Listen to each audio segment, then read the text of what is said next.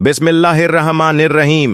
अल्लाह की अनगिनत रहमत से इस वीडियो में हम आपके सामने एक ऐसा मौजिज़ा पेश करेंगे जो न केवल आपकी आत्मा को छू लेगा बल्कि आपकी सोच को भी बदल देगा। यह कहानी एक मुजाहिदा की है जो पूरी ईमानदारी और तौहीद के रास्ते पर चलने वाली एक महिला है। इस्लाम की सच्चाई और अल्लाह की मर्जी से यह नियामत हुआ है। जब अल्लाह का हुक्म होता है तो कुछ भी गैर मुमकिन नहीं रहता। आप इस वीडियो को देखकर खुद इस मौजिज़ा के गवाह बनेंगे और अंत तक इसे देखने के बाद आपके दिल में अल्लाह की दया और तौहीद का एहसास और गहरा हो जाएगा। दोस्तों, आज की यह कहानी एक छोटे से गांव से जुड़ी हुई है जो उत्तर प्रदेश में वाक़ा है, वही राज्य जहां मुख्यमंत्री योगी आदित्यनाथ का उम्र है। यह एक सच्ची घटना है और हम इसे आपके साथ एक इबरत के तौर पर साझा कर रहे हैं ताकि आप भी इसे महसूस कर सकें। तो आपसे बस एक गुजारिश है, इस वीडियो को पूरा देखें, चाहे आप इसे लाइक करें या न करें, लेकिन इस इबरत से भरी कहानी को अंत तक जरूर देखें।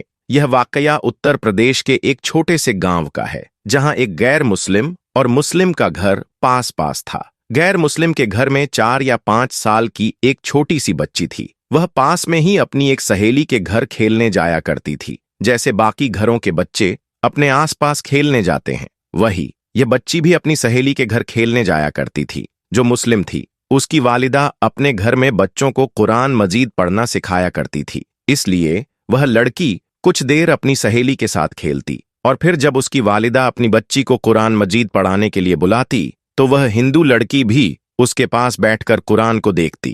धीरे धीरे उसका मन भी पढ़ाई की ओर खींचने लगा। एक दिन उसने अपनी सहेली की मां से कहा कि चाची, मैं भी पढ़ना चाहती हूं। इसके बाद सहेली की मां ने उसे भी पढ़ाना शुरू कर दिया।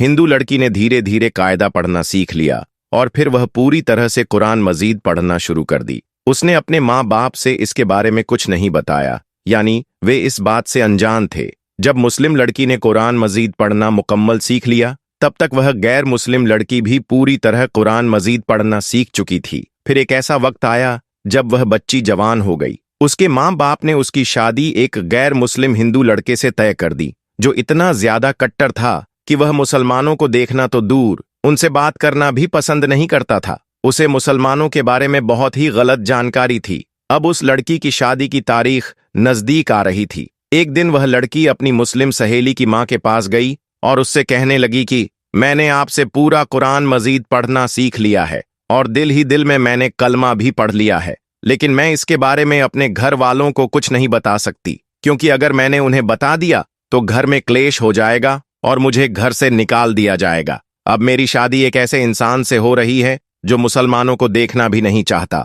यह सुनकर उसकी सहेली की मां ने कहा, बेटी, अगर तुझे कुरान पाक से सच्ची मोहब्बत है तो अल्लाह तबारक व ताला पर भरोसा रखो। अल्लाह ताला तुम्हारे ईमान को जाया होने से जरूर बचा लेगा। उसके बाद सहेली की वालिदा ने उस लड़की के लिए शादी का एक तोहफा तैयार किया और उसे कुरान मजीद देने का इरादा किया। वह उस लड़की के घर जाकर कहा, हमने पैकिंग बहुत ही खूबसूरत तरीके से की है, हम चाहते हैं कि यह तोहफा लड़की के ससुराल में ही खोला जाए। लड़की की मां ने उनकी बात मान ली। कुछ समय बाद उस लड़की की शादी हो गई और वह अपने ससुराल पहुंच गई। साथ ही कुरान मजीद का तोहफा भी ससुराल भेज दिया गया। उस लड़की ने कुरान को एक बॉक्स में छुपा दिया। अब जब भी उसका शौहर ऑफिस जाता और वह अकेली होती तो वह चुपके से कुरान मजीद निकालती और पढ़ना शुरू कर देती। प्यारे दोस्तों, इस तरह से कई साल गुजर गए और वह लड़की प्रेग्नेंट हो गई। अब वह सोचने लगी कि उसने तो अपने ईमान को छुपाया है, जब शौहर घर पर नहीं होते तो वह कुरान पढ़ती है, मगर अब वह सोच रही थी कि अपने बच्चे को क्या सिखाएगी,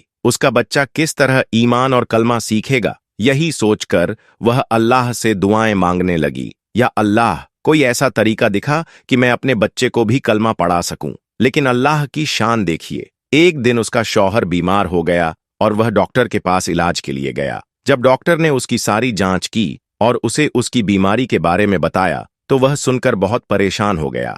डॉक्टरों ने बताया कि उसे कैंसर हो गया है और उसकी बचने की कोई उम्मीद नहीं है। अब वह शौहर यानी उस लड़की का पति हैरान और परेशान होकर घर आया और अपनी बीवी को देखकर रोने लगा। वह बोला, तुम बहुत खूबसूरत हो, वफादार हो, मोहब्बत करने वाली हो, नेक हो, लेकिन अब हमारे साथ कुछ ही दिन बाकी हैं।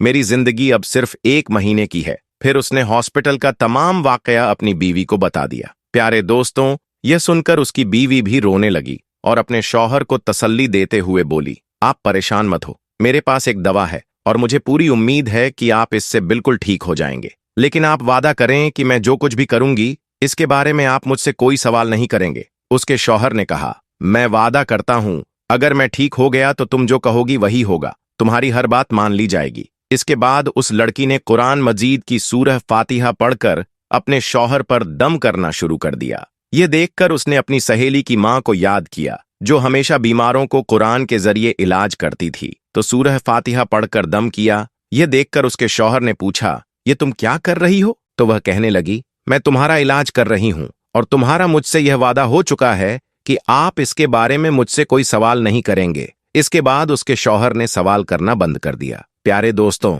उसके बाद अल्लाह की शान देखिए। 1 महीने तक वह लड़की अपने शौहर पर सूरह फातिहा पढ़कर दम करती रही, पूरे यकीन और ईमान के साथ। फिर 1 महीने बाद उसका टेस्ट करवाया गया और जब उसकी जांच की गई तो डॉक्टर भी हैरान हो गए, क्योंकि जांच में यह आया कि उसे कभी कैंसर हुआ ही नहीं था और कैंसर का नामो निशान भी नहीं था। प्यारे दोस्तों, अल्लाह ने अपनी कुदरत से उस शख्स को पूरी तरह से सेहतमंद कर दिया। बेशक अल्लाह जिसे चाहे शिफा अता करता है, और जब वह बिल्कुल सेहतमंद हो गया तो वह बहुत खुश हुआ और बीवी से पूछा, ये सब कैसे हुआ? और कहा, अब तुम क्या चाहती हो, मैं तुम्हारी हर बात मान लूंगा। बीवी ने फिर बेझिझक सारी बातें अपने शौहर से शेयर कर दी कि किस तरह वह जब छोटी सी बच्ची थी अपनी सहेली के घर पर खेलने जाती थी और किस तरह उसने कुरान मजीद को पढ़ना सीखा। उसने बताया कि कैसे उसे कुरान तोहफे में मिला और वह घर में छुपकर कुरान पाक पढ़ा करती थी। फिर उसने अपने शौहर से कहा, अब तुम भी कलमा पढ़ लो और मुसलमान हो जाओ। अब शौहर उसकी बात को मना नहीं कर सका,